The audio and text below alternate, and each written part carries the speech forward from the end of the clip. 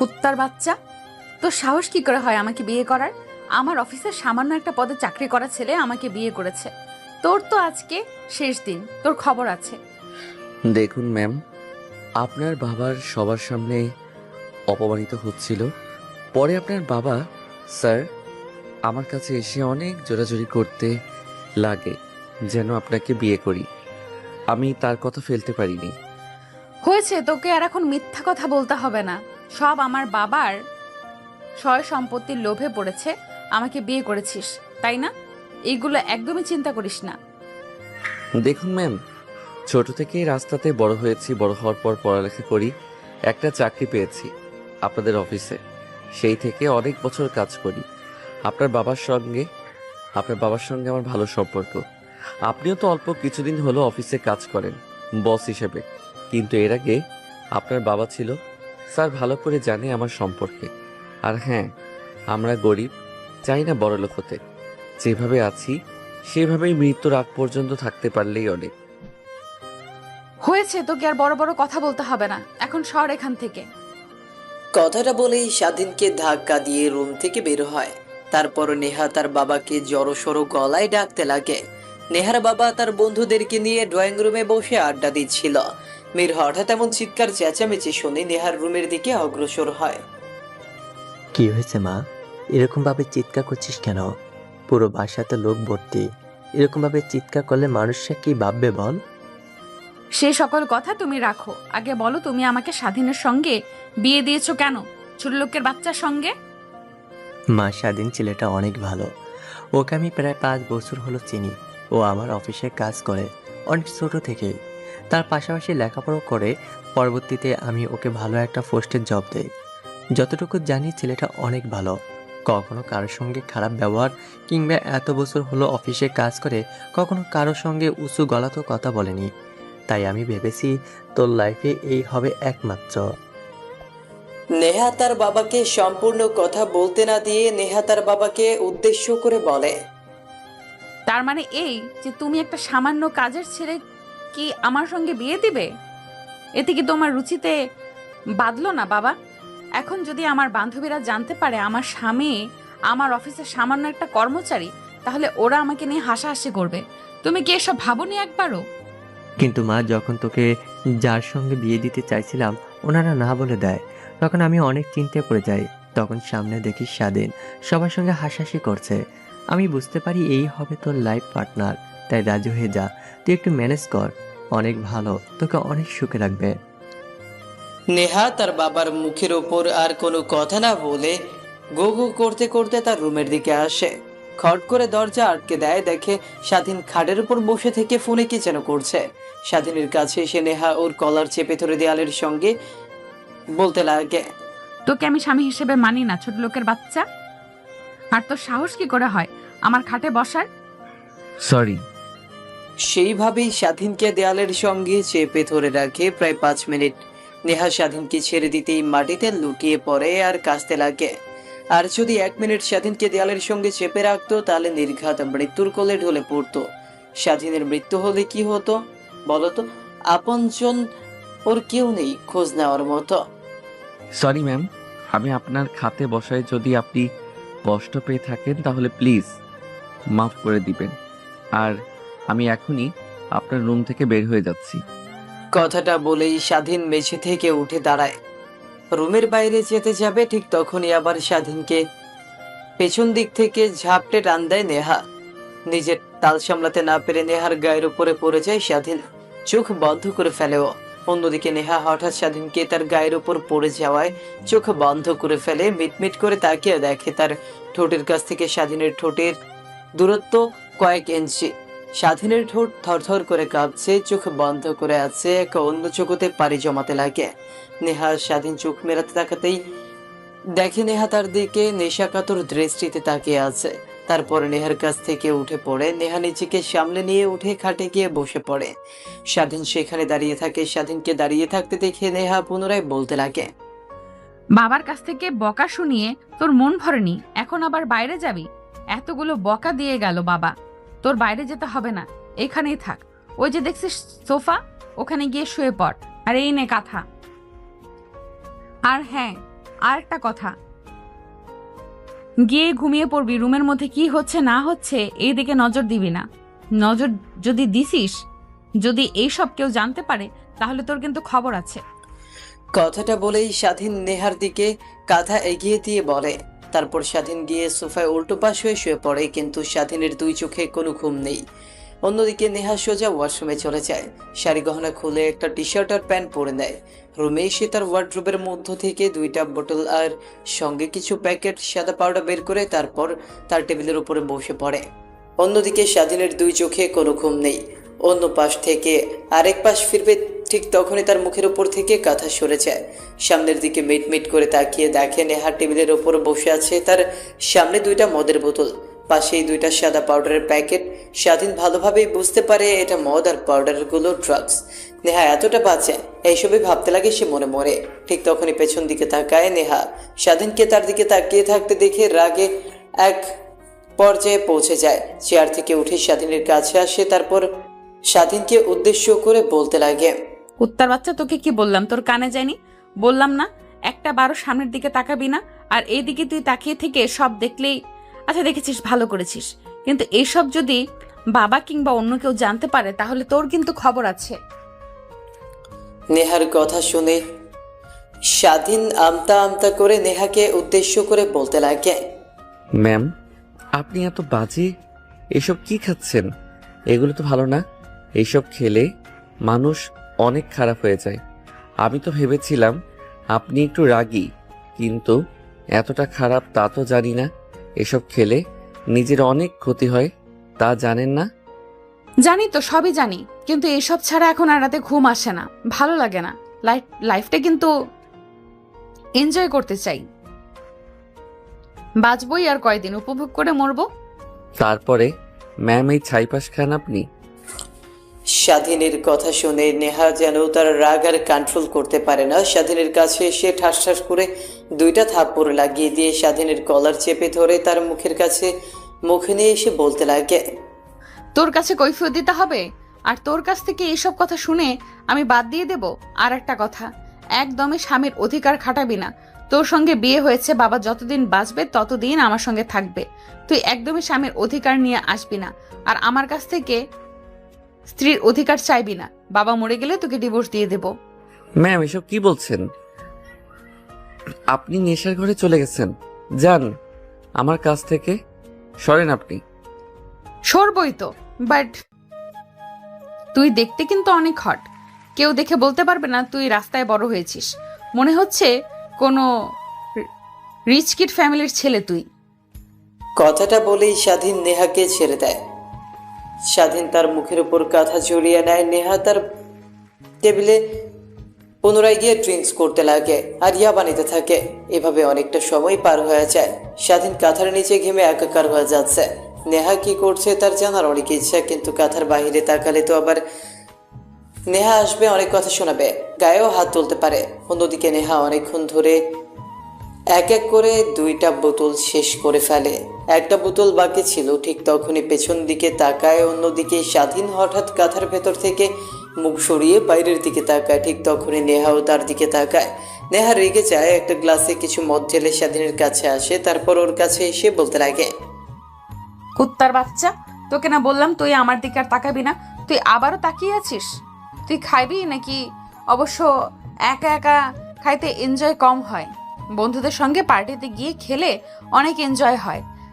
বাসায় বসে একা একা খাচ্ছি, এনজয় হচ্ছে না। ভেবেছিলাম রাতভর স্বামীর সঙ্গে খাবো, তারপর রাতভর স্বামীর সঙ্গে এনজয় করব নেশার ঘরে, কিন্তু সে স্বপ্নই রয়ে গেল, তার বাস্তবে রূপ নিল না রে। শালার কুত্তার বাচ্চাটা আমাকে বিয়ে করতে অস্বীকার করলো। ও জেনে গিয়েছিল আমি অনেক খারাপ, নেশা করি। এইসব জেনে ওর বাবাকে বলে দিয়েছে। ওই ছেলেটা পিছে পিছে আমার খোঁজ নিয়েছে, কই যাই কি করি এইসব, কিন্তু আমি খেয়ালই করিনি। যদি জানতাম তাহলে কখনোই বন্ধুদের সঙ্গে বাড়ি গিয়ে এসব খেতাম না। তারপরও জেনেই তো সবকিছু ফিনিশ করে দিল। স্বাধীন অজান্তে মুখ ফুসকে বের হয়ে যায়। আপনার মতো একটা নেশাখোর মেয়েকে কে বিয়ে করবে? নিজের জীবন নষ্ট করবে। কুত্তার বাচ্চা, তো এত বড় সাহস আমাকে বাজে মেয়ে বলা, আমাকে নেশাখোর বলা, তাই না? ওয়েট, কথাটা বলেই নেহার হাতে থাকা গ্লাসের ভেতরে থাকা ড্রিঙ্কস স্বাধীনের চোয়াল চেপে ধরে মুখের ভেতর পুরে দেয়। স্বাধীন নিজেকে আর কন্ট্রোল করতে না পেরে নেহার গালে ঠাস করে একটা থাপ্পড় লাগিয়ে দেয়। তারপর স্বাধীনের বমি বমি অনুভব হয়, দৌড়ে ওয়াশরুমে চলে যায়। বমি করে ফ্রেশ হয়ে রুমের মধ্যে আসে, দেখে নেহা এখনও সেখানে দাঁড়িয়ে আছে। নেহার কাছে গিয়ে স্বাধীন বলতে লাগে, বাজে একটা মেয়ে, তোর সাহস কি করে হয় আমাকে মদ পান করানোর? তুই কি জানিস মদ পান করলে একটা লোকের 40 দিনের ইবাদত নষ্ট হয়ে যায়? 40 দিন সে নামাজ কালাম যাই পড়ুক না কেন, কোনো প্রকার তার সব তার খাতায় লেখা হবে না। তুই আমাকে জোর করে খাওয়াইলি, তাই না? অন্যদিকে স্বাধীনের থাপ্পড় খেয়ে নেহা এক অন্য জগতে পাড়ি জমায়। স্বাধীনের কথা শুনে ধ্যান ভাঙে। স্বাধীনের দিকে তাকিয়ে নেহা এক অন্য জগতে চলে যায়।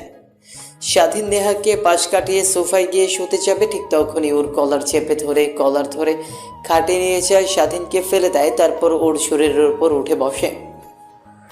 ম্যাম, এইসব কি করছেন আপনি? প্লিজ ছাড়েন, আপনি নেশার ঘরে আছেন, প্লিজ ছেড়ে দেন।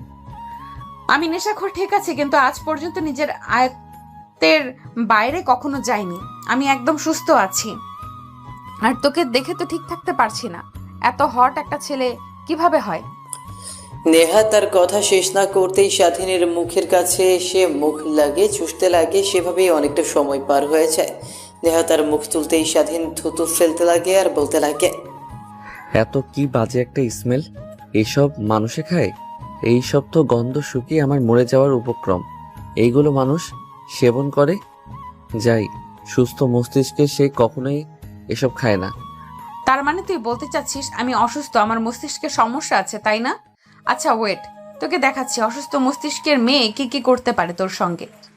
কথাটা বলেই নেহা তার শরীর থেকে টি শার্ট খুলে ফেলে। তার শরীরে আর কিছুই নেই, শুধু প্যান্টটা ছাড়া। স্বাধীন ওইদিকে একবার তাকিয়ে চোখ বড় বড় করে ফেলে, তারপর নিজের চোখ হাত দিয়ে বন্ধ করে ফেলে। নেহা দেখে মুচকি একটা হাসি দেয়, তারপর স্বাধীনের হাত দুই খাটের দুই দিকে চেপে ধরে। এরপর স্বাধীনের শরীরের সঙ্গে নেহা তার শরীর চেপে ধরে।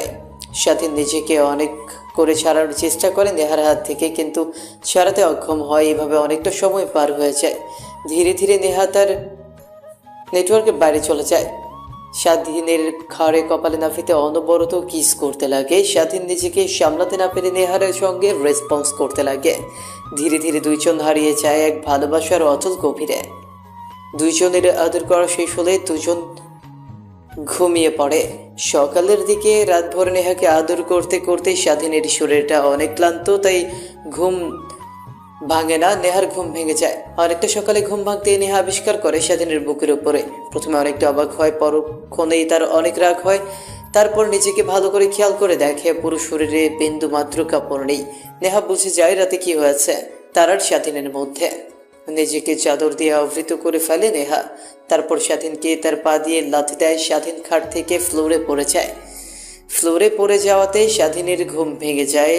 আমতা আমতা করে সামনের দিকে তাকায়, দেখে নেহা দাঁড়িয়ে আছে বিছানার চাদর শরীরে আবৃত করে। স্বাধীনের পরক্ষণেই মনে পড়ে যায় কালকে রাতের কথা। নিজেকে নিজেই ধিক্কার দিতে লাগে। কি করেছে সে? একটা নেশাখোর মেয়ের সঙ্গে তালে তাল মিলিয়েছে। ঠিক তখনই নেহা এসে আবার তার গালে ঠাস ঠাস করে থাপ্পড় লাগিয়ে দিয়ে বলে, কুত্তার বাচ্চা, তোর কি করে আমার সঙ্গে এসব করতে পারলি? তুই কি একটাবারও ভেবে দেখলি না আমি সকাল হলে, আমি যখন নেশার ঘোর কেটে যাবে তখন তোর কি অবস্থা করতে পারি? দেখুন ম্যাম, আমি কিছুই করিনি। যা করার সব আপনি করেছেন। আপনি তো আমাকে জোর করে এসব করেছেন। আমি একজন ছেলে মানুষ, নিজেকে সামলাতে না পেরে আপনার সঙ্গে রেসপন্স করেছি। কুত্তার বাচ্চা, তোকে আর বলতে হবে না। আমি ভালো করে জানি আমি নেশার ঘরে ছিলাম, তুই আর নিজেকে কন্ট্রোল করতে পারিসনি। ফিল্ম ফিগার দেখে নিজেকে আর সামলাতে পারিসনি। বাবা তোর অনেক সুনাম করলো, বললো তুই অনেক ভালো ছেলে, তুই কোনো মেয়ের দিকে বাজে নজরে তাকাস না, কখনো তোর নামে খারাপ রিপোর্ট পায় না। তাহলে এই সব কি? সব লোক দেখানো, তাই না? স্বাধীন নিজেই বুঝতে পারে এখন নেহাকে যতই যাই বলুক সে কিছুই বিশ্বাস করবে না, অনবরত তাকে দোষারোপ দিয়েই যাবে। তাই আর কিছু বলে না। এতক্ষণ ওই স্বাধীন নিচের দিকে তাকায়, দেখে তার শরীরেও বিন্দুমাত্র কাপড় নেই। তারপর নেহা সেখানে আর না দাঁড়িয়ে থেকে ওয়াশরুমে চলে যায়। স্বাধীন খাটে খুঁজতে লাগে এই পাশ ওই পাশ, তারপর পোশাক। হঠাৎ তার হাত কিছু একটা সঙ্গে লাগে, সেদিকে তাকিয়ে দেখে রক্ত। স্বাধীন এইটুকু বুঝতে পারে নেহা যতই বড়লোক বাবার মেয়ে হোক না কেন, নেশা করুক না কেন, কখনোই কোনো ছেলের সঙ্গে অবৈধ কাজে লিপ্ত হয়নি। এটা দেখে স্বাধীনের মুখে নিজের অজান্তেই এক চিমটি হাসির রেখা ফুটে ওঠে। তারপর পোশাক পরিধান করে নেয় স্বাধীন। অন্যদিকে নেহা ওয়াশরুমে গিয়ে ঝর্ণা ছেড়ে গোসল করে নেয়। শরীরের অনেকটা অংশ লাভ বাইটস বসে আছে, সেই সকল স্থানে সাবান দিয়ে ভালোভাবে ডলতে লাগে নেহা। নেহার গোসল করা শেষ হলে ওয়াশরুম থেকে বের হয়ে দেখে স্বাধীন সোফায় বসে আছে। স্বাধীনের কাছে এসে নেহার শরীরে থাকা লাভ বাইট দেখে বলতে লাগে, কুত্তার বাচ্চা দেখ, এগুলো কি করেছিস? এখন মানুষের সামনে যেতে হতো, ওনারা কি বলবে? নেহার কথা শুনে স্বাধীন তার শরীর থেকে টি শার্ট খুলে ফেলে। নেহা অন্যদিক ফিরে তাকায়, চেক করার জন্য স্বাধীনের দিকে তাকায়। দেখতে পায় হ্যান্ডসাম লুকিং, যে কোনো মেয়ে দেখে প্রেমে পড়ে যাবে। তারপর ফিটনেস। স্বাধীন নেহাকে উদ্দেশ্য করে বলে, ম্যাম এই দেখেন, আপনিও তো আমাকে কম লাভ বাইট দেননি। আমিও তো মানুষের সামনে যেতে শরম পাচ্ছি। স্বাধীনের কথা শুনে নেহা স্বাধীনের দিকে তাকায়। দেখতে পায় হ্যাঁ, শরীরের অনেকটা অংশ লাভ ফাইট, ঘাড়ে বুকে। এদিকে বুঝে যায় সেও কম ছিল না। আসলে স্বাধীনের সঙ্গে বিয়ে হয়ে যাওয়ায় বেশি পরিমাণে ড্রাগস আর মদ নিয়েছিল, এই জন্যই আউট অফ কন্ট্রোল হয়ে গিয়েছিল সে। সরি, আসলে নেশার ঘোরে কি করে ফেলেছি নিজেও জানি না। আমিও সরি ম্যাডাম, আসলে আমার উচিত হয়নি আপনাকে নেশা অবস্থায় এগুলো করার। প্লিজ আমাকে ক্ষমা করে দিন। কথাটা বলেই স্বাধীন সেখানে আর এক মুহূর্ত দাঁড়িয়ে না থেকে ওয়াশরুমে চলে যায়। একটু পর ওয়াশরুম থেকে বের হয়ে বাইরে আসে, দেখে নেহা শাড়ি পরছে কিন্তু বারবার কুচি খুলে যাচ্ছে। স্বাধীন নিজের অজান্তেই নেহার কাছে যায়, ওর কুচিগুলি ধরে নেহা স্বাধীনের দিকে বড় বড় করে তাকায়, কিন্তু স্বাধীনের ওই দিকে কোনো খেয়াল নেই। তারপর নেহার শাড়ির কুচি সবগুলো একত্র করে ওর হাতে দিয়ে বলে, এইগুলো কোমরের মধ্যে গুজে নিন। আর এত বড় একটা মেয়ে হয়ে গেছেন, আজ পর্যন্ত শাড়ি পরা শিখে নিতে পারেননি। আসলে এর আগে কখনো শাড়ি পরিনি, প্রতিনিয়ত শার্ট প্যান্ট এগুলো পরেছিলাম। আম্মু এসে শাড়ি হাতে দিয়ে বলল যে এগুলো পরে নিতে, তাই পরলাম। কথাটা বলেই নেহা দরজা খুলে রুমের বাইরে চলে যায়। অন্যদিকে স্বাধীন রুমের মধ্যে বসে না থেকে ব্যালকনিতে চলে যায়। ব্যালকনিতে গিয়ে দাঁড়িয়ে বাইরের দিকে তাকিয়ে দেখতে লাগে পুরো বাড়িটা অনেক সুন্দর, কোনো রাজপ্রাসাদের থেকে কম নয়। বাংলাদেশের টপ কোম্পানির মালিক বলে বাড়িটা রাজপ্রাসাদের মতো হবে, এটাই তো ঠিক। এখনো বাড়ি ভর্তি অনেক মানুষ। কে জানতো বিয়ে হবে, শেষমেশ একটা সামান্য ছেলের সঙ্গে বিয়ে হবে, এবারের একমাত্র কন্যা নেহার। এইসবই ভাবছিল স্বাধীন ব্যালকনিতে দাঁড়িয়ে থেকে নিচের দিকে তাকিয়ে। ঠিক তখনই পেছন দিক থেকে কেউ একজন স্বাধীনের কাঁধে হাত রাখে। স্বাধীন পেছনের দিকে তাকিয়ে দেখে নেহার বাবা। নেহার বাবাকে দেখে স্বাধীন বলতে লাগে, আঙ্কেল আপনি? কি ব্যাপার, আঙ্কেল বলছো কেন? আমি তো তোমার এখন শ্বশুর। তো নো আঙ্কেল, অনলি বাবা বলে ডেকো। অনেক খুশি হব আমি এতে। কথাটা শুনে স্বাধীন মাথা দিয়ে হ্যাঁ বোঝায়। ঠিক তখনই নেহার বাবা স্বাধীনকে উদ্দেশ্য করে পুনরায় বলতে লাগে, বাবা শোনো, একটা কথা তোমাকে বলি। আমার মেয়ে অনেক রাগী, তুমি তো দেখেছো। কিন্তু ওকে বাইরে থেকে দেখতে যেরকম রাগী, ঠিক ভেতর থেকে অনেক দয়ালু। জানি না কেন তোমাদের সবার সঙ্গে ওই রকম ব্যবহার করে, কিন্তু আসলে আমার মেয়ে অনেক ভালো। আর আমি এইটুকুই জানি যে আমার মেয়ে তোমার কাছে অনেক সুখে থাকবে। তুমি নেহার জন্য পারভেজ একটু আমার মেয়েকে ম্যানেজ করো। ওর কথা শুনে তুমি যেন রেগে যেও না। স্বাধীন শুধু নেহার বাবার কথাগুলো শুনেই চলেছে। একটু পর স্বাধীনকে উদ্দেশ্য করে নেহার বাবা বলতে লাগে, ও বাবা, নিচে যাই। আমার সব আত্মীয়রা নিচে বসে আছে, সবাইকে তোমার সঙ্গে পরিচয় করিয়ে দেয়। কথাটা বলেই নেহার বাবা রুম থেকে বের হয়ে যায়। স্বাধীন নেহার বাবার পিছু পিছু রুমের বাহিরে চলে আসে। ড্রয়িং রুমে গিয়ে দেখে অনেক মধ্যবয়স্ক বয়স্ক লোকরা বসে আছে। নেহার বাবা একটা সোফায় গিয়ে বসে, পাশে স্বাধীনকে বসার জন্য ইশারা করতেই স্বাধীন নেহার বাবার পাশের সোফায় গিয়ে বসে পড়ে। তারপর নেহার বাবা সবাইকে স্বাধীনের সঙ্গে পরিচয় করিয়ে দিতে লাগে। এভাবে অনেকটা সময় পার হয়ে যায়। স্বাধীন নেহার বাবা, নেহার চাচা, মামা, খালুদের সঙ্গে আড্ডা দিতে লাগে। অন্যদিকে নেহার রুম থেকে বের হয়ে শাড়ি পরা অবস্থায় সিঁড়ি দিয়ে নামতে সবাই অবাক হয়ে যায়, কারণ নেহাকে কেউই এর আগে শাড়ি পরে দেখেনি। এক অন্যরকম সুন্দর লাগছিল নেহাকে, সবাই যেন তার দিক থেকে চোখ সরাতে পারবে না। হাঁটতে হাঁটতে নেহা তার মায়ের কাছে চলে আসে। তার মার সঙ্গে টুকটাক কিছু কথা বলে বাসার বাইরে চলে যায় ফুলবাগানের দিকে। সেখানে আগে থেকেই নেহার চাচাতো বোনরা সবাই বসে আড্ডা দিচ্ছিল। নেহাকে দেখে নেহার চাচাতো বোন নেহার কাছে আসে। নেহার শরীরে থাকা লাভ বাইট গুলো দেখে সবাই হাসতে লাগে। নেহা তার বোনদের হাসির কারণ বুঝতে পারে, নিমিষেই তার শাড়ির আঁচল দিয়ে বৃথায় ঢাকার চেষ্টা করে। ঠিক তখনই নেহার চাচাতো বোন হাসতে হাসতে বলে, কি রে, রাতভর ভাইয়া বুঝি তোকে অনেক আদর করেছে, পুরো শরীরটাতে তো খুব লেগেছে। কি কি করে করে ছেড়েছে আমাদেরকেও একটু বল, আমরা না হয় বাসর রাতে তোর মতো অ্যাপ্লাই খ্যাট খাবো, যেন স্বামীর আদর বেশি খেতে পারি বাসর রাতে। নেহা তার বোনদের কথা শুনে অনেকটাই রেগে যায়। ওদের দিকে বড় বড় দৃষ্টি করে তাকাতেই সবাই চুপ হয়ে যায়। তারপর নেহা তার বোনদের সঙ্গে গিয়ে আড্ডা দিতে লাগে। এভাবে অনেকটা সময় পার হয়ে যায়। দেখতে দেখতে সকাল ঘনিয়ে যেতে লাগে। সকলের ক্ষুধা লাগায় বড় টেবিলে চলে আসেন। সেখানে প্রায় 50 জনের উপরে বসে আসে খাবার সামনে নিয়ে। নেহার বাবার চেয়ারে এসে বসে তার পাশে স্বাধীনের পাশে নেহা। অন্যদিকে স্বাধীনের সামনের দিকে নেহার চাচাতো বোনরা সবাই স্বাধীনের দিকে তাকিয়ে হাসছে, কারণ স্বাধীনের ঘাড়ে লাভ ফাইট সবাই দেখছে আর তাদের দুজনের কাহিনী দেখে হাসছে, কিন্তু কেউই কিছু বুঝতে পারছে না। অন্যদিকে স্বাধীন সব বুঝে যায়, তার এখন লজ্জায় মাথা কাটার মতো উপক্রম। অন্যদিকে নেহা সবকিছু বুঝতে পারে। কোনো রকম ভাবে খাওয়া দাওয়া শেষ করে দুজনেই রুমে আসে। দরজা লাগিয়ে দিয়ে নেহা খাটে গিয়ে বসে, স্বাধীন সোফায় গিয়ে বসে স্বস্তির একটা নিঃশ্বাস ফেলে। নেহা স্বাধীনকে উদ্দেশ্য করে বলে, কুত্তার বাচ্চা কি করেছিস সেগুলো? এখন তো মানুষের সামনে গিয়ে দাঁড়াতেও আমার গায়ে বাজবে। দরজা লাগছে, তুই রাতে পুরো শরীরটা যেভাবে কামড়ে কামড়ে খেয়েছিস, লাভ বাইট গুলো রয়েছে, এগুলো দেখে বাবা চাচুটা কি মনে করবে একবারও কি ভেবে দেখেছিস? ম্যাম আপনি কম কিসে? আপনি তো আমাকে কম কিস করেননি। দেখেন আমার শরীরটাতে কি করেছেন। আপনার মতো তো আমারও উপক্রম। আমিও তো মানুষের সামনে ঠিক মতো বাড়াতে পারছি না। মাটির দিকে তাকিয়ে থেকে তাদের সঙ্গে কথা বলছি। হয়েছে, তোকে আর বলতে হবে না। কথাটা বলেই নেহা হেঁটে গিয়ে তার ফোন টিপতে লাগে। সারাদিন তাকে উদ্দেশ্য করে আর কোনো প্রশ্ন করে না, সোফায় গিয়ে বসে থাকে। এইভাবে পেরিয়ে যায় অনেক কয়টা দিন। ধীরে ধীরে নেহার বাড়ি থেকে সবাই যে যার বাড়িতে চলে যায়।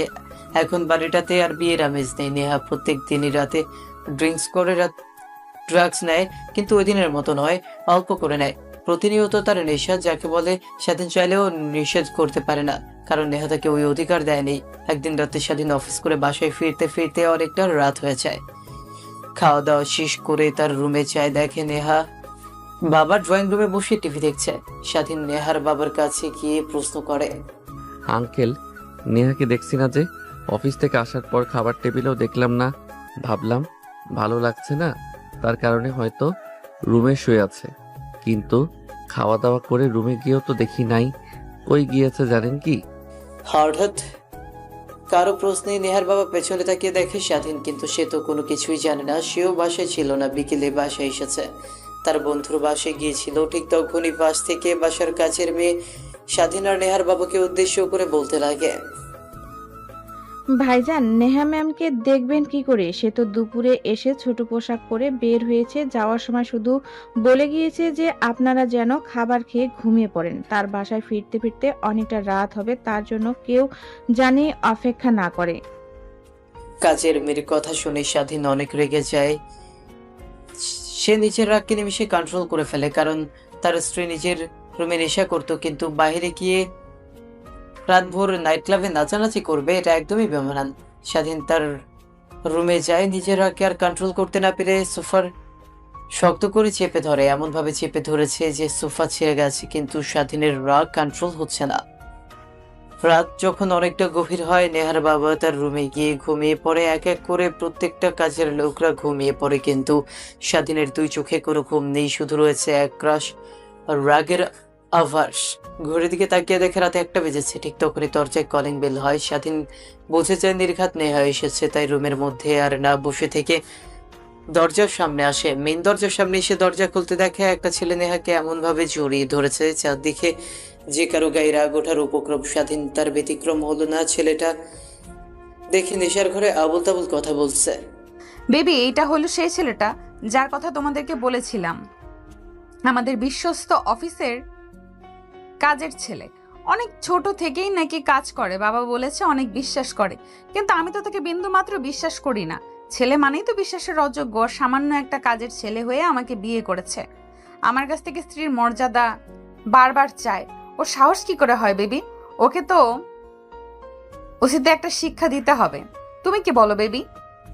তুমি যা বলো, কিন্তু আজ তো ড্রিঙ্ক করে এসেছি, তাই গায়ে শক্তি নেই। অন্যদিন আসবো। তারপর তোমার হাজব্যান্ডকেও সরি, তুমি তো হাজব্যান্ড হিসেবে মেনেও নাওনি।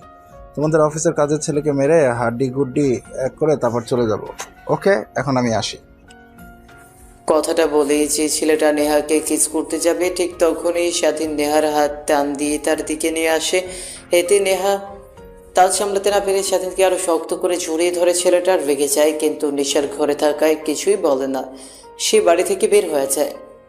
অন্যদিকে স্বাধীন নেহাকে ধরাধরি করে রুমের দিকে নিয়ে যেতে থাকে, কিন্তু নেহা কোনোভাবেই হাঁটতে পারছে না।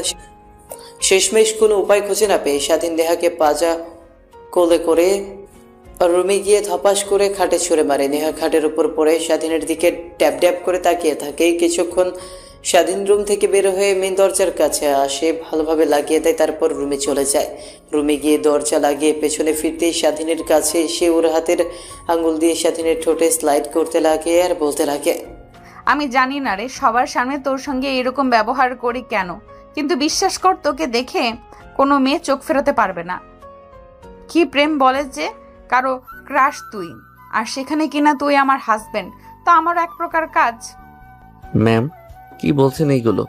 প্লিজ ছাড়েন আমাকে। তোকে তো ছাড়ার জন্য ধরে নিয়ে অনেক ছেলেকে কিস করেছি, কিন্তু কখনোই নিজের ইজ্জত কারো সামনে সতীত্ব কারো হাতে তুলে দিইনি। তুই ফার্স্ট টাইম ওর হাজবেন্ড তুই নিয়েছিস, আর কালকে অনেক এনজয় পেয়েছি, অনেক ভালো লেগেছে। আজকেও চল না দুজন অনেক এনজয় করি। আমার বিন্দু মাত্র ইচ্ছা নেই আপনার মতো বাজে একটা মেয়ে যে কিনা নিজের হাজবেন্ডকে সবার সামনে অপমান করে, নিজের হাজবেন্ডকে সবার সামনে ছোট করে কথা বলে, আর জিম করে রাত 1টার সময় বাসায় ফেরে। এমন মেয়ে আমার স্ত্রী হয়ে থাক, তাই তোকে ডিভোর্স দিয়ে দেব। আর আনন্দ, এসব তো শুধুমাত্র বাহুল্য। মনে নেই বিয়ের দিন রাতে তুই অনেক নেশা করেছিলি, তাই তুই নিজের মধ্যে ছিলি না। তারপর আমাকে জোর করে সবকিছু করিস। পরবর্তীতে জ্ঞান ফিরে আসলেই তুই সকালে আমাকে কতগুলো কথা বললি, ছোট লোকের বাচ্চা, কুত্তার বাচ্চা, এইসব। স্বাধীনের কথা শেষ না হতেই নেহা বাচ্চাদের মতো কান্না করতে লাগে। ব্যাহা করে স্বাধীন অবাক হয়ে যায়। নেহা আবার অযথা কান্না করছে কেন? ওর কি হলো? স্বাধীন তো কিছুই করেনি। কান্না করতে করতে স্বাধীনের কাছে এসে শক্ত করে স্বাধীনকে জড়িয়ে ধরে, তারপর ঠোঁটে কিস করতে লাগে, ঘাড়ে কিস করতে লাগে, কিন্তু স্বাধীন তাল সামনে নেয়। নেহার সঙ্গে কোনো প্রকার রেসপন্স করে না। একটু পরে নেহা স্বাধীনের গায়ের ওপর বমি করে ফেলে। বমি করে ফেলেই নেহা অচেতন হয়ে যায়। স্বাধীন কোনো মতে নেহার গা থেকে জামা কাপড়গুলো চোখ বন্ধ করে খুলে নেয়। বমি করা জামাগুলো ওয়াশরুমে গিয়ে রেখে আসে। ফ্লোর মুছে স্বাধীন তার গায়ে থাকা টি শার্টটা ওয়াশরুমে গিয়ে রেখে আসে। তারপরে নেহাকে খাটের উপর ভালো করে শুইয়ে দেয়। স্বাধীন ওয়াশরুমে যায়, ফ্রেশ হয়ে গোসল করে বাইরে আসে, সোফায় গিয়ে ঘুমিয়ে পড়ে। পরের দিন সকালবেলা ঘুম ভেঙে যায়। সকাল সকাল আসলে সে তো মাতাল হয়েছিল, ঘুম তাড়াতাড়ি ভাঙবে এটাই তো স্বাভাবিক। কিন্তু অন্যদিকে স্বাধীন এখনো ঘুমিয়ে আছে, কারণ রাতভর নেহার জন্য চিন্তা করেছে আর নেহার আসার অপেক্ষা করছিল, তাই হয়তো তার চোখে এখনো অনেক ঘুম।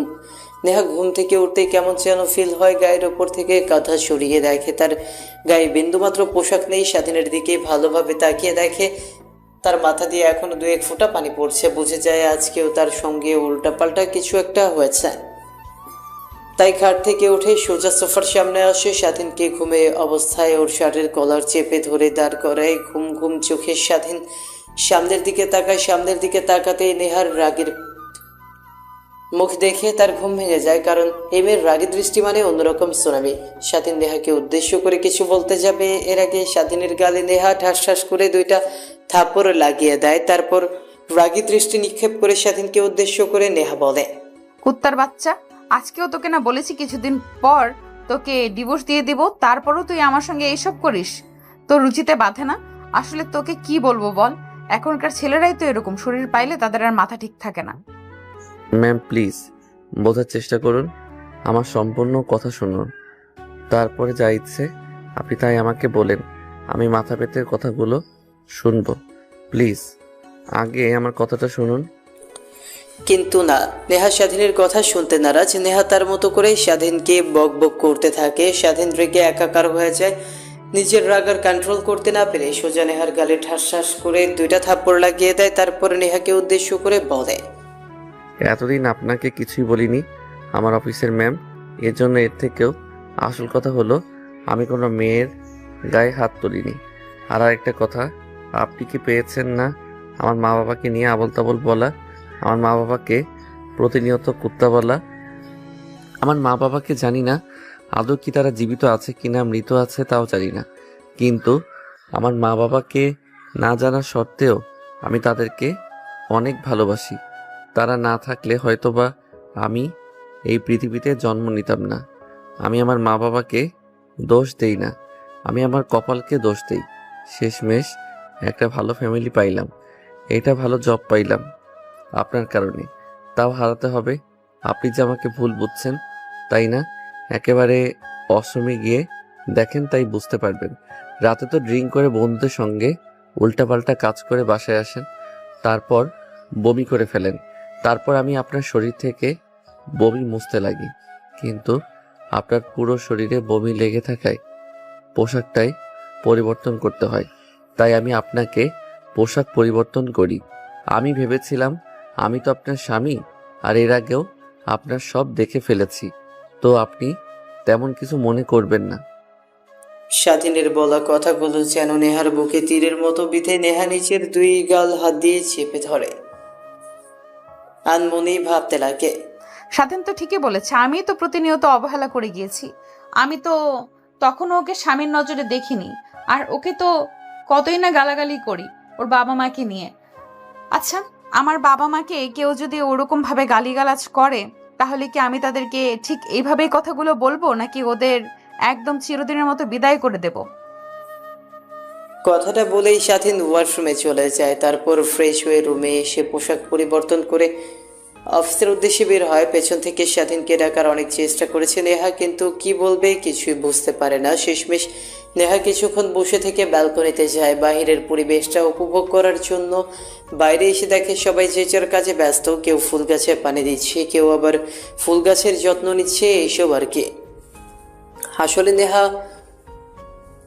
অফিসের এমডি, তাই সে যখনই অফিসে যাক না কেন সেটা ম্যাটার করে না, শুধু একটা সাইন দিতে হয়। আর স্বাধীনের আন্ডারে অনেকগুলো মেয়ে কাজ করে যাদের টিম লিডার স্বাধীন, এই জন্য একে সকাল সকাল যেতে হয় আর সবার সঙ্গে কাঁধে কাঁধ মিলিয়ে কাজ করতে হয়। নেহা ফ্রেশ হয়ে খাওয়া দাওয়া করে অফিসে আসে। এসে দেখে স্বাধীন সবার সঙ্গে কথা বলছে হাসি মুখে, মাঝে মাঝে মেয়েগুলোর মাঝখানে বসে তাদেরকে কাজ দেখিয়ে দিচ্ছে। অন্যদিকে নেহা বারবার সেদিন স্বাধীনের দিকে তাকায়। তার কেবিন থেকে বাহিরের সব কিছু দেখা যায়, কিন্তু বাহির থেকে নেহার কেবিনে কি হয় এগুলো কিছুই দেখা যায় না। নেহা স্বাধীনের দিকে তাকিয়ে থেকে কথাগুলো ভাবছিল। ঠিক তখনই একটা মেয়ে স্বাধীনের হাত ধরে তারপর স্বাধীনের শরীরের সঙ্গে শরীর লাগিয়ে কথা বলতে লাগে। এটা দেখে নেহার রাগ যেন মাথায় উঠে যায়। নিজের রাগ আর কন্ট্রোল করতে না পেরে ওর সামনে থাকা গ্লাসটা হাতে নিয়ে ফ্লোরে ছুঁড়ে মারে। তারপর পিয়নকে ডাক দিতেই পিয়ন কেবিনের মধ্যে আসে। তারপর স্বাধীনকে ডাকার জন্য নেহা বলে। কেবিন থেকে পিয়ন বের হয়ে যায়। স্বাধীনের কাছে গিয়ে ডাকতেই পিয়ন নেহার কেবিনের সামনে এসে দাঁড়িয়ে স্বাধীন বলে, আসতে পারি ম্যাম ভিতরে? আসো আসো, ভেতরে আসো, তোমার জন্য অপেক্ষা করছি। কথাটা বলেই নেহা তার চেয়ার থেকে উঠে বসে। স্বাধীন নেহার সামনে থাকা ডেস্কের সামনে চেয়ারে বসে পড়ে। নেহা তার কেবিনের দরজার কাছে যায়। দরজার কাছে গিয়ে ভেতর থেকে দরজা লাগিয়ে দেয়। স্বাধীন অনেকটা অবাক হয়, কিন্তু নেহাকে কিছুই বলে না। তারপরে নেহা স্বাধীনের কাছে আসে, ওর কোলের উপর বসে। স্বাধীন অবাক হয়ে নেহার দিকে বড় বড় করে তাকায়। নেহা স্বাধীনের গলা জড়িয়ে ধরে তার তারপর নিচের অজান্তেই নেহা স্বাধীনের ঠোঁটের সঙ্গে ঠোঁট লাগিয়ে চুষতে লাগে। একটু পর নেহাকে স্বাধীন জোর করে ছাড়িয়ে দেয়। এসব কি করছেন আপনি? আপনার মাথা ঠিক আছে? এটা বাসা না, এটা অফিস। কেউ যদি দেখে ফেলে তাহলে বাহিরে এই নিয়ে গুঞ্জন হবে। আর আপনি তো জানেন, অফিসের কেউ জানে না আমরা স্বামী স্ত্রী। আর ইভেন্টের মধ্যে কেউ আসবে না, ভেতর থেকে লক করা আছে। আর হ্যাঁ, আমি তো চাই সবাই জানুক আমার আর তোর বিয়ে হয়েছে। তাহলে তো আর তোর কাছে কোনো মেয়ে এসে ঘেঁষাঘেঁষি করবে না, আমার মাথায় রাগও আর উঠবে না।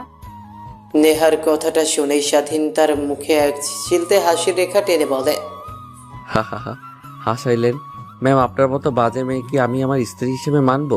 ভাবলেন কি করে যে স্ত্রী নিজের স্বামীকে রেখে পরপুরুষের সঙ্গে গিয়ে ড্রিঙ্ক করে আর কি কি করে তার না বলি। স্বাধীনের কথা শুনে নেহা রেগে যায়। তারপর স্বাধীনের গলার শক্ত করে চেপে ধরে বলে নেহা, কুত্তার বাচ্চা, তুই এসব কি বলছিস? হ্যাঁ, আমি নেশা করি, মদ খাই, বন্ধুদের সঙ্গে বাইরে যাই, তার মানে এই না যে আমি তাদেরকে আমার ইজ্জত বিলিয়ে বেড়াই। তোকে তো এর আগেও বলেছি আমি আমার সঙ্গে সবার সঙ্গে নেশার চেষ্টা করি। এর জন্য অনেক কিছুই করতে হবে, কিন্তু কখনো নিজের ইজ্জত কারো কাছে দেইনি, তুই ফার্স্ট। বিশ্বাস করলাম, তারপরেও একটাবার ভেবে দেখেন, একটা স্বামী কিভাবে তার স্ত্রীকে অন্য একটা ছেলের সঙ্গে দেখতে পায়? তার মাথা ঠিক থাকে? আপনি তো আমাকে ভালোবাসেন, তাই অন্য আরেকটা মেয়ের সঙ্গে দেখে রেখে গেলেন। আর সেখানে তো আমি আপনাকে অনেক ভালোবাসি, তাহলে আমি আপনাকে অন্য একটা ছেলের সঙ্গে দেখে আমার রাগ কতটুকু পর্যন্ত উঠতে পারে একটাবারও কি ভেবে দেখেছেন? কথাটা বলেই স্বাধীন কেবিনের ভেতরে আর এক মুহূর্ত না বসে থেকে দরজা খুলে বাহিরে চলে আসে। এখনো ঠাই মেরে দাঁড়িয়ে আছে আর নিজের অজান্তেই চোখ দিয়ে পানি বের হতে লাগে। তার আনমনেই বলতে লাগে, স্বাধীন তো ঠিকই বলেছে, আমি বাজে একটা, তার জন্য পারফেক্ট না। তাকে কোনো মেয়ের কাছে দেখলে আমার গা জ্বালা করে, কিন্তু অন্যদিকে এসে তো আমাকে হাজারো ছেলের সাথে দেখেও ও কিছু বলে না। আচ্ছা, আমি তো ওকে এখন পর্যন্ত স্ত্রীর অধিকার দিইনি, তাহলে কিভাবে ও অধিকার খাটাবে? বাসায় যাই, তারপর সবকিছু মিটমাট করে নিতে হবে। এই অল্প কিছুদিনের মধ্যে ভুলে গিয়েছি যে স্বাধীন আমার জীবনে লাইফে একটা অধ্যায়, যে না থাকলে আমার লাইফ একদম অচল। অল্পতে হলেও এটা আমি ভালোভাবে উপলব্ধি করতে পেরেছি।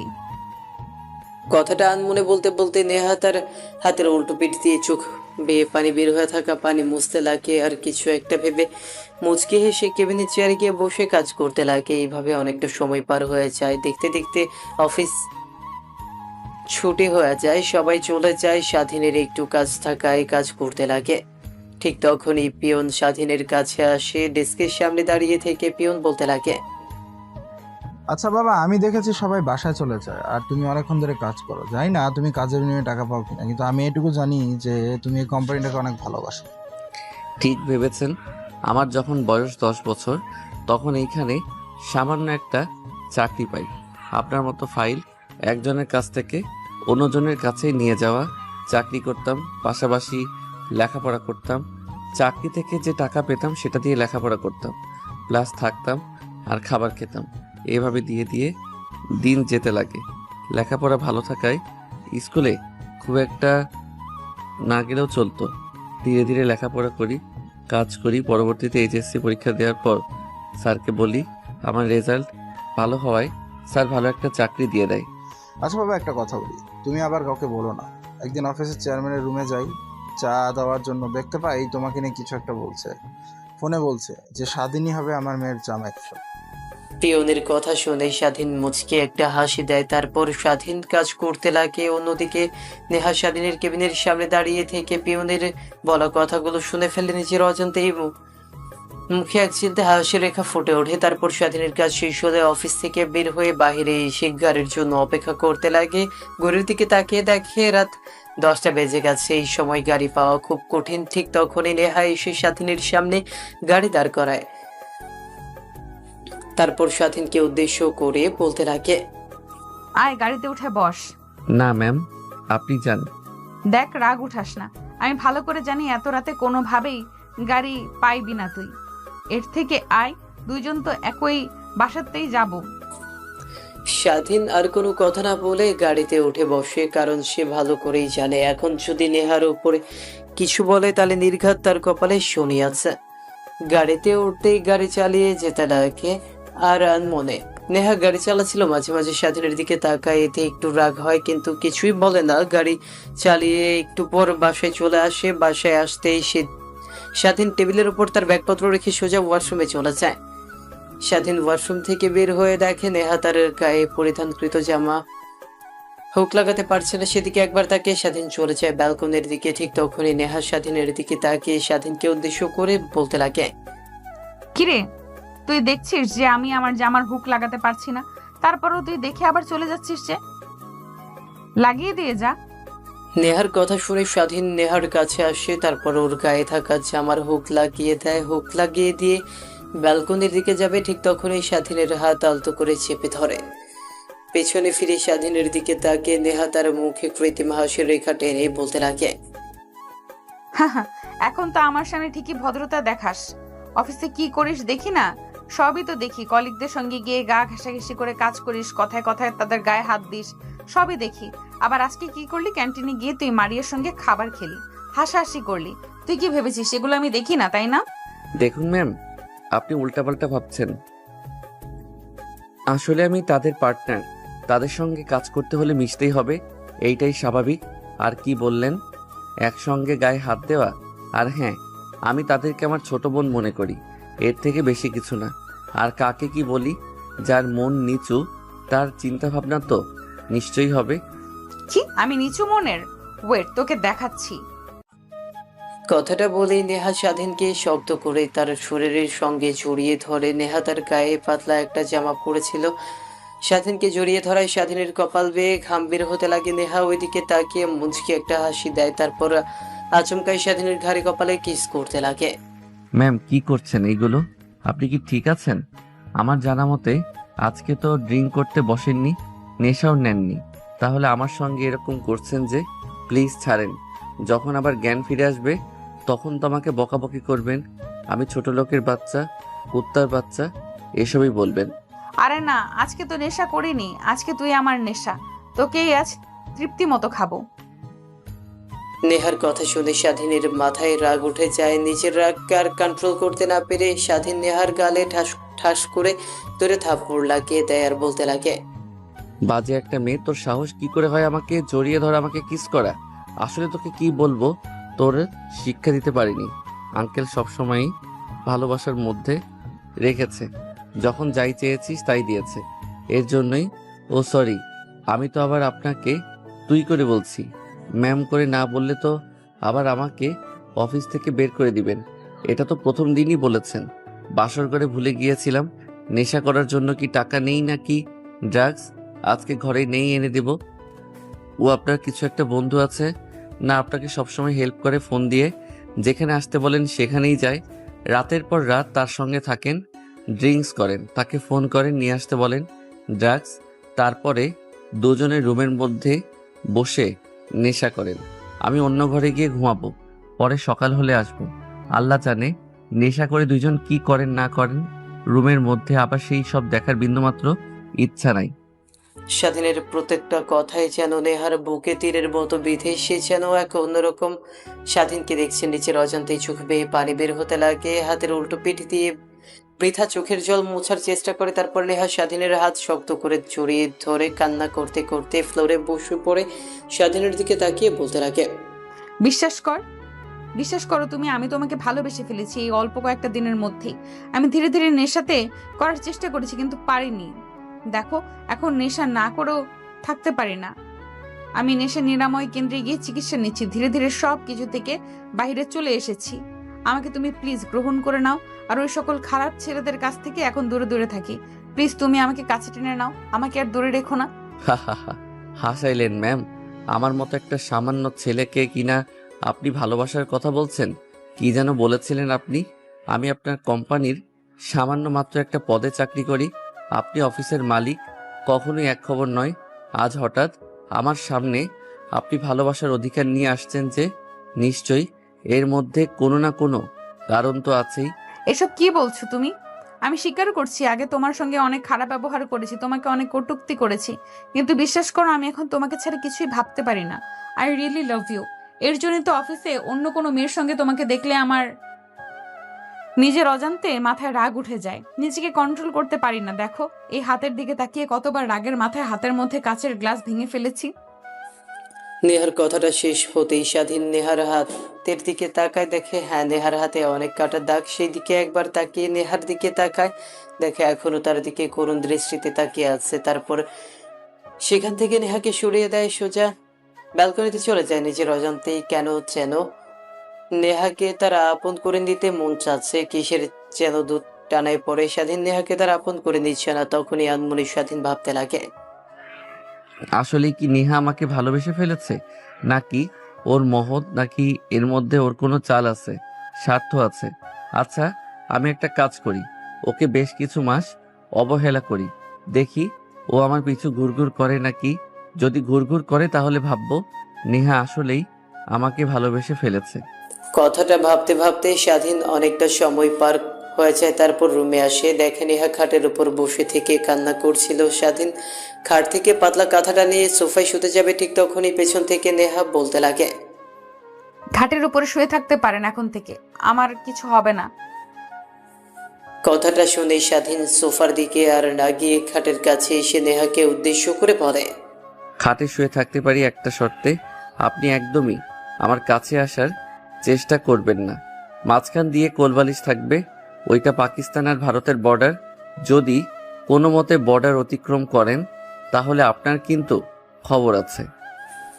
স্বাধীনের কথা শুনে নেহা মাথা দিয়ে হ্যাঁ বোঝায়। তারপর স্বাধীন গিয়ে খাটে শুয়ে পড়ে। তারপর লাইটটা অফ করে দেয়। নেহা স্বাধীনের দিকে তাকিয়ে নিজের অজান্তেই একটা মুচকি হাসি দিয়ে স্বাধীনের পাশে শুয়ে পড়ে এপাশ ওপাশ করতে লাগে, কিন্তু তার দুই চোখে ঘুম যেন ধরাই দিচ্ছে না। রাত যখন গভীর হয় স্বাধীনের দিকে তাকায়, দেখে সে পিচ্ছি ছেলেদের মতো শুয়ে আছে। তারপর মাঝখান থেকে কোলবালিশটা সরিয়ে ফ্লোরের দিকে ফেলে দিয়ে বলে, পাকিস্তান ভারতের বর্ডার পার করলাম, দেখি কি করতে পারো তুমি।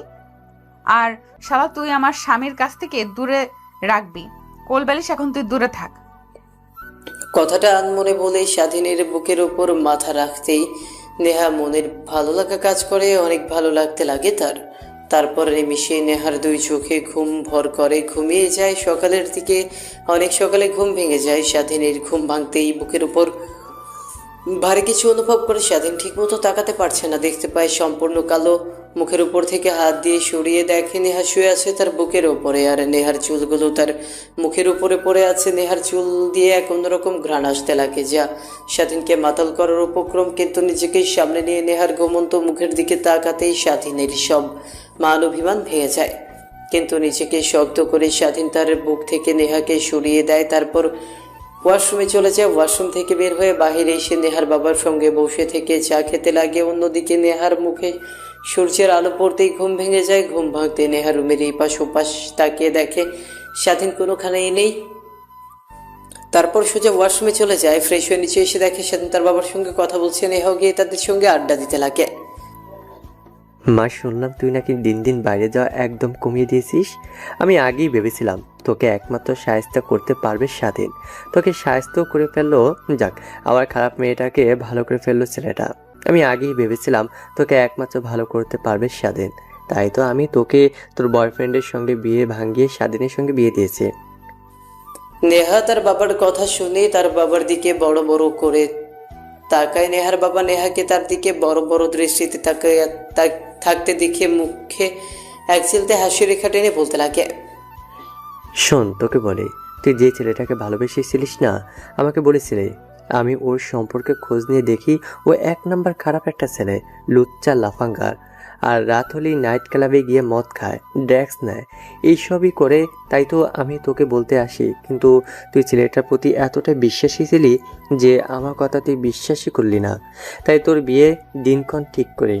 তারপর দিনক্ষণ ঠিক করার পর বিয়ে যখন দিন আসে, সময় হয়, আমাদের বাসায় আসার ঠিক তখনই পুলিশকে ফোন করি, তোর বয়ফ্রেন্ডের অপকর্মের কথা বলি। তারপর পুলিশ তাকে ধরে নিয়ে যায়। এদিকে সুযোগ বুঝি আমি স্বাধীনকে তোর সঙ্গে বিয়ে দিয়ে দেই। আমি আগে থেকেই ভেবেছিলাম তোর সঙ্গে স্বাধীনকে বিয়ে দিয়ে দেব। দেখেছিলাম ছেলেটা তার কাজের প্রতি অনেক মনোযোগী। ভেবেছিলাম এর কাছে যদি আমার কোম্পানিটা আসে তাহলে অবশ্যই সে অনেক দূর পর্যন্ত নিয়ে যাবে। মানে? নেহার কথাটা শুনে নেহার বাবা সেখানে আর না বসে থেকে তার রুমের দিকে অগ্রসর হয়। নেহার দিকে একবার তাকিয়ে আবার টিভির দিকে তাকিয়ে টিভি দেখতে লাগে। প্রায় 5 মিনিট পরে নেহার বাবা তার হাতে একটা ফাইল নিয়ে এসে সোফায় বসে স্বাধীনের দিকে এগিয়ে দিয়ে বলে, বাবা এই নাও ফাইল। এখানে আমার সম্পত্তি সব তোমার নামে লেখা আছে। আর এখানে এই লেখা আছে যে আমার যখন নাতি কিংবা নাতনি হবে, তাদের যখন 18 বছর হবে, অটোমেটিকলি তাদের নামে আমার আবার সম্পত্তি সব হয়ে যাবে তাদের। নেহা তার বাবার কথা শুনে অনেকটাই চমকে ওঠে, কিন্তু নিমিষেই নিজেকে সামলে নিয়ে নেহা তার বাবাকে উদ্দেশ্য করে কিছু বলতে বলে, বাবা আমি তোমার মেয়ে আর ও হচ্ছে আমার স্বামী। আমার থেকে তোমার ওকে কাছের মনে হলো, আর ওকে সয় সম্পত্তি সব লিখে দিলে ও যদি আমাকে ছেড়ে চলে যায় তখন কি হবে? শোন না, আমি তোর থেকে স্বাধীনকে ভালো করে চিনি। ও মোটো ওই রকম ছেলে না। আমি যদি এখন বলি স্বাধীন তার গায়ের অর্গানগুলো কেটে আমাকে দেবে, আমার এইটুকু বিশ্বাস আছে স্বাধীনের প্রতি। অন্যদিকে স্বাধীন শুধু নেহার বাবার কথোপকথনগুলো শুনছিল আর মুচকি মুচকি হাসছিল। স্বাধীন আগেই বুঝতে পেরেছিল এরকমই কিছু একটাই হবে, তার কারণ এই নেহা তাকে কাছে টেনে নিচ্ছে। নেহার বাবার হাত থেকে ফাইলটা নিতে না চাইতেও ফাইলটা হাতে নিয়ে রুমে চলে যায়। তারপর খাওয়া দাওয়া শেষ করে অফিসে যাওয়ার জন্য প্রস্তুতি নিতে লাগে। অন্যদিকে নেহা শুয়ে পড়েছিল। এদিকে একটু আসো তো, আমার শাড়ির কুচিটা ধরো। স্বাধীন না চাইতেও নেহার কাছে ধরে, তারপর ওর হাতে গুছিয়ে দিয়ে বাড়ির বাইরে চলে আসে। একটা রিক্সা নিয়ে সোজা অফিসে চলে যায়। অফিসে গিয়ে তার কাজ করতে লাগে। একটু পরে নেহাকে অফিসে আসতে দেখে স্বাধীন কাজ করতে লাগে। কাজের চাপ যখন অনেকটাই কমে যায়, ঠিক তখনই স্বাধীন তার ব্যাগের মধ্যে থেকে একটা ফাইল বের করে নেহার কেবিনের দিকে অগ্রসর হয়। কেবিনের সামনে গিয়ে দরজায় নক করতেই নেহা পারমিশন দেয়। নেহার কেবিনে ঢুকে নেহার সামনে থাকা চেয়ার টেনে স্বাধীন বসে পড়ে। স্বাধীনকে কেবিনে আসতে দেখে নেহা ওর দিকে ড্যাপ ড্যাপ করে তাকিয়ে আছে। আসলে কোনো কারণ ছাড়া নেহার কেবিনে স্বাধীন আসে না বললেই চলবে। নেহা কথাগুলো ভাবছিল, ঠিক তখনই নেহার দিকে স্বাধীন একটা ফাইল এগিয়ে দিয়ে বলে, ম্যাম, আমি আগে কিছু একটা ইঙ্গিত করতে পেরেছিলাম, না হলে আপনি কেন আমাকে ভালোবাসার কথা বলবেন? আসলে স্যার যে আমাকে সব সম্পত্তি আমার নামে লিখে দিবে তা তো আমি জানতাম না। আর আপনাদের সম্পত্তি, এদিকে আমার বিন্দুমাত্র কোনো নজর নেই। এই নেন আপনার স্বয়ং সম্পত্তির দলিল, আর উকিলের সঙ্গে কথা বলবেন। আমাকে যেখানে যেখানে বলবেন আমি সেইখানে সই করে দিয়ে আসবো। নেহাকে আর কোনো কথা বলতে না দিয়ে স্বাধীন নেহার কেবিনের বাইরে চলে আসে। তারপর মনোযোগ দিয়ে কাজ করতে লাগে। দুপুরের দিকে স্বাধীন কাজ করছিল, ঠিক তখনই পিয়ন স্বাধীনের কাছে এসে বলে, বাবা তোমাকে নেমা ডাকছে। আচ্ছা আঙ্কেল, আপনি যান, আমি আসছি। তারপর স্বাধীন তার কেবিন থেকে বের হয়ে নেহার কেবিনে যায়। নেহার কেবিনে গিয়ে দেখে নেহা নেই। পাশের দিকে তাকিয়ে দেখে তার ক্যামেরার পাশে একটা ছোট্ট খাবার টেবিলে নেহা বসে আছে। স্বাধীনকে দেখতে পেয়ে নেহা বলে, এদিকে আসো। কথাটা বলতে স্বাধীন আমার দিকে এগিয়ে আসে। ম্যাম, আমাকে কে ডেকেছেন এই সময়ে? আসো একসঙ্গে খাবার খাই। প্রতিদিনও তো দেখি তুমি ক্যান্টিনে খাবার খাচ্ছ। ক্যান্টিনের খাবার একদমই বাজে হয়, সেটা আমি জানি। আসো আমার সঙ্গে খাবে। আমি বাড়ি থেকে খাবার নিয়ে এসেছি। সরি ম্যাম, আমি ক্যান্টিন থেকে খেয়ে নেব। স্বাধীনের কথা শুনে নেহা অজান্তেই রাগ মাথায় উঠে যায়। তারপর চেয়ার থেকে উঠে স্বাধীনের কাছে এসে কলার চেপে ধরে নেহা বলতে লাগে, কি ভেবেছিস তুই আমি তোকে ভালোবাসি? তুই আমাকে বারবার ফিরিয়ে দিচ্ছিস ঠিক আছে, কিন্তু আমাকে এরকম প্রতিনিয়ত অবহেলা করার কারণ কি? আমি বলেছি আমি তোর অফিসের ম্যাম, আমি অর্ডার করেছি আমার সঙ্গে খাবার খেতে, তো খাবার খাবে। যদি না খাস তাহলে তোকে অফিস থেকে বের করে দেবো একদম চিরতরে। নেহার কথা শুনেই স্বাধীন ভাবতে লাগে, এখন যদি অফিস থেকে বের করে দেয় তাহলে না খেতে পেয়ে মারা যাবে সে। ভালো করেই জানে ঢাকা শহরে চাকরি পাওয়া এতটাও সহজ না। তাই না চাইতেও নেহার পাশের চেয়ারে গিয়ে বসে পড়ে। তারপর খেতে লাগে। নেহা স্বাধীনের দিকে এক লোকমা ভাত এগিয়ে দেয়। স্বাধীন দেখে না দেখার ভান করে খেতে লাগে। নেহা বড় বড় করে তাকাতেই স্বাধীন নেহার হাত থেকে খাবার খেয়ে নেয়। এইভাবে খাওয়া দাওয়ার পর্ব শেষ হয়ে যায়। কেবিন থেকে স্বাধীন বের হয়ে তার কেবিনে চলে যায়, কাজ করতে লাগে। একটু পর মারিয়া স্বাধীনের কাছে এসে বলতে লাগে, কি ব্যাপার, ম্যামের কেবিনে দেখি তোমাকে খুব যাওয়া আসা করা লাগে। অতি সহজে বের হচ্ছ না, হাতে আবার ফাইলও থাকে না। তোমাকে এতবার প্রপোজ করলাম, কিন্তু আমার প্রপোজে তো তুমি অ্যাকসেপ্ট করছো না। আর শেষেমেশে কিনা তুমি রাগী সাইকো বদমেজাজি ম্যামের প্রেমে পড়ে গেলে নাকি? অন্যদিকে নেহা ক্যামেরা দিয়ে সবকিছুই দেখছিল। ওর আগে তার গা দিয়ে আগুন বের হতে লাগে। নিজেকে আর কন্ট্রোল করতে না পেরে কেবিনের বাইরে আসে, তারপর সকলকে উদ্দেশ্য করে বলে, এভরিওয়ান, সবাই আমার কথা একটু শুনুন। সবাইকে একটা কথা বলার আছে। কথাটা শুনে সবাই যে যার কাজ বাদ দিয়ে আমার কথা শুনতে লাগে। তারপর আমি সবাইকে উদ্দেশ্য করে বলি, আসলে আমি আপনাদের কাছ থেকে একটা বড় কথা লুকিয়েছি। আমি বিবাহিত, আমাদের বিয়ে হয়েছে প্রায় 3 মাস হবে। কিন্তু কার সঙ্গে সেটা আপনারা হয়তো চিন্তা করছেন। আমাদের অফিসেই কাজ করে। কথাটা শুনেই সবাই কানাঘুষা করতে লাগে। আপনাদের এত ভাবতে হবে না, আমিই বলছি। সে আর কেউ না, স্বাধীন। আমাদের বিয়ে হয়েছে 3 মাস আগে, পারিবারিকভাবে। হয়তো আপনারা জানেন না। আপনাদেরকে সংবাদটা দেওয়ার জন্যই একত্র করা। এখন যে যার কাজে মনোযোগ দিন।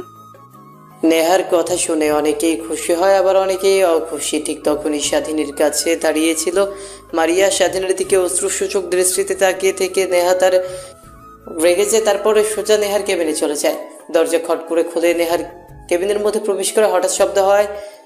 দরজার দিকে তাকায় নেহা। স্বাধীনকে আসতে দেখে তার মুখে নিচের অজান্তেই হাসির রেখা ফুটে ওঠে। তারপর নেহার কাছে এসে স্বাধীন বলতে লাগে, এসব কি ছিল? আপনি তো বলেছেন যে আপনার বাবা মৃত্যুবরণ করলেই আমাদের ডিভোর্স হয়ে যাবে। তো এইসব কি? অফিসের সবাইকে আমাদের বিয়ের সম্পর্কে জানানো, এইটা আপনি একদমই ঠিক করেননি। আমি জানি ঠিক করিনি। সবাইকে না জানালে হয়তো সবার সঙ্গে ডেট করতে পারতে, কথা বলতে পারতে। কিন্তু এখন তো আর তোমাকে কোনো মেয়ে তেমন একটা পাত্তা দেবে না, কারণ তুমি বিবাহিত, তাও আবার যে কেউ না, এই অফিসের এমডি। তাই সব মেয়ে তোমার কাছ থেকে দূরে দূরে থাকবে। এই জন্য সবাইকে বলেছি আমি। সবাইকে কি নিজের মতো মনে করেন? কথাটা বলেই স্বাধীন নেহার কেবিন থেকে চলে যায়। দেখতে দেখতে অফিসের সময় পার হয়ে যায়। স্বাধীন অফিস থেকে বের হয়ে রাস্তায় দাঁড়িয়ে থাকে। ঠিক তখনই একটা রিক্সা এসে স্বাধীনের সামনে দাঁড় করায়। স্বাধীন রিক্সাকে উঠতে যাবে, ঠিক তখনই মারিয়া রিক্সায় উঠে বসে। রিক্সাওয়ালা মামাকে যেতে বলে। ঠিক তখনই খপ করে স্বাধীন রিক্সায় উঠে বসেও অন্যদিকে পেছন থেকে গাড়িতে বসে থেকে সবকিছু দেখছিল নেহা। মামা, পার্কের দিকে চলেন তো। উত্তরা 2 নাম্বার সেক্টরের দিকে চলেন। আমি বলেছি না মামা, পার্কের দিকে চলেন, তো ওই দিকে চলেন। রিক্সাওয়ালা স্বাধীন আর মারিয়ার দিকে পেছন ফিরে তাকায়। তারপর তাদের দুজনকে উদ্দেশ্য করে বলে, আমি বললাম না পার্কে চলেন, তো পার্কে চলেন।